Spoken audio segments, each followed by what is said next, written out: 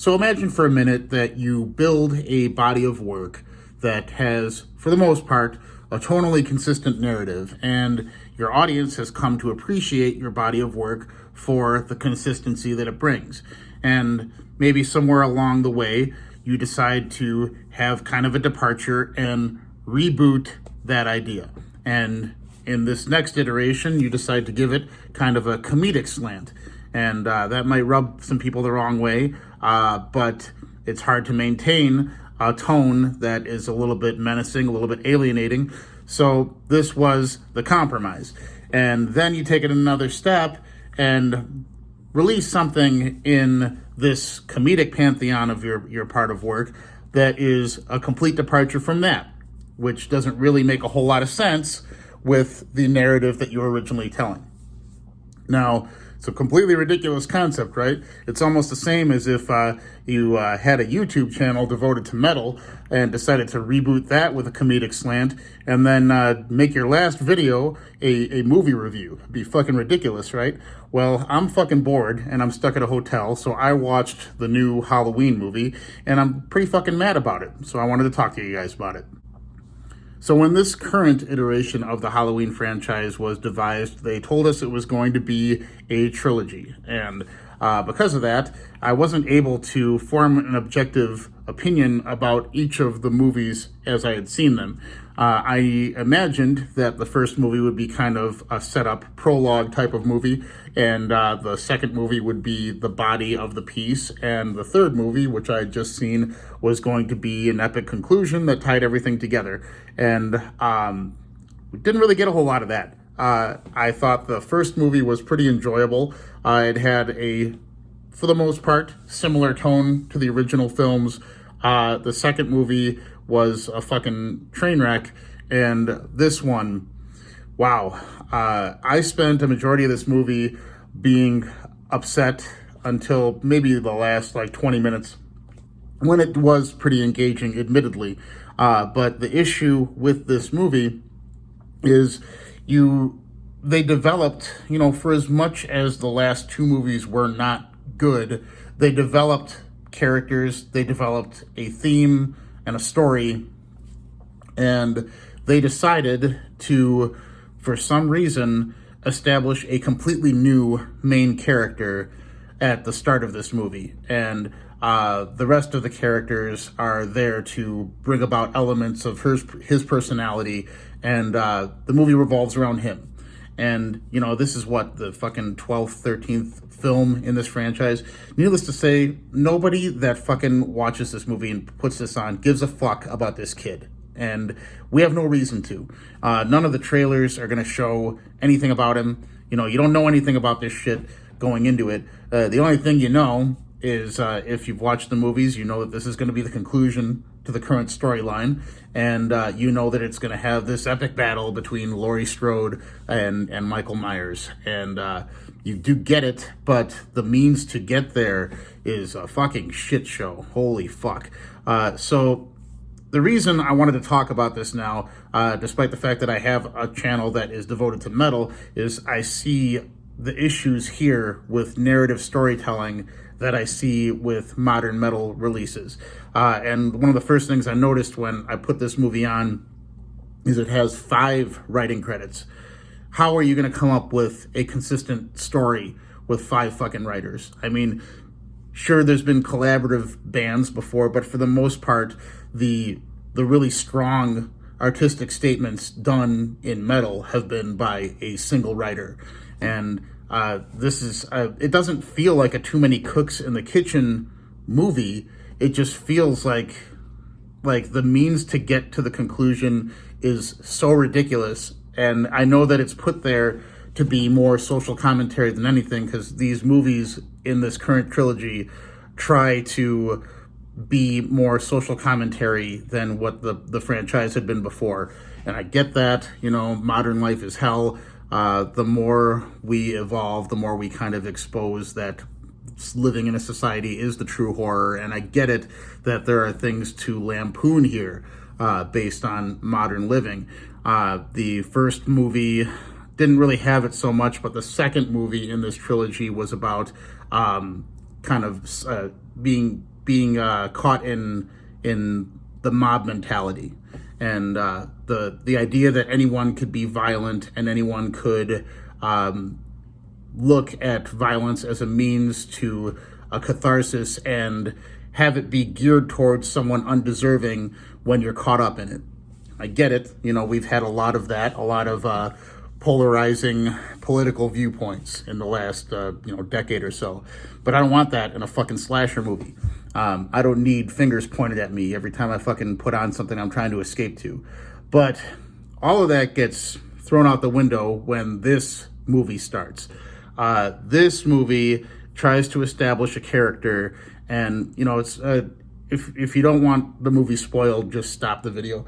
But this is more along the lines of that Making a Murderer show that captivated people a while ago. It was a Wisconsin guy. I'm from Wisconsin. That the theory is he didn't have it in his nature to be a murderer, but because of society's pressures and because of how they looked at him when he was wrongfully accused of a different crime, it caused him to become a murderer. And I'm more of I think that you can push someone over the edge. You can create evil, but I'm of the mindset that evil, you're born with it. I believe in bad seeds, and I think that I don't think that environmental issues will create a scourge on humanity like that as often as someone that just has a natural mental defect. But I digress on that. But anyway, this movie is more about someone that is wrongfully accused of something and then has society pressure him and alienate him, and then he becomes a killer based on that. And there's some kind of weird bond with him and Michael Myers. He finds Michael Myers living underneath an overpass. It's ridiculous. He went into hiding after the city beat his ass at the end of the last movie. It doesn't make any sense. Michael Myers does not bond with people. And for some reason this happens here. And anyway, I would understand the use of this technique if it drove the conclusion in a logical way. But the only form that this would come at the end is in the bond between Laurie Strode and her daughter. And the daughter bonds with this new character, the kid that is made to kill, and she doesn't know that it's going on. Laurie senses that it's going on. And at the very end of the movie, after they spend the first hour and 15 minutes establishing this new kid's character, who you don't give a fuck about, because I don't give a fuck about it. No one that's watching a Halloween movie is going to give a fuck about it. After they develop that, Laurie kills him when he tries to kill her, and the daughter walks in and sees that...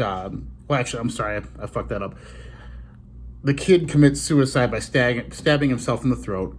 Laurie pulls the knife out of his throat as soon as the daughter walks in and sees it happening. So it looks like Laurie did it. And the daughter's pissed because she was falling in love with this kid.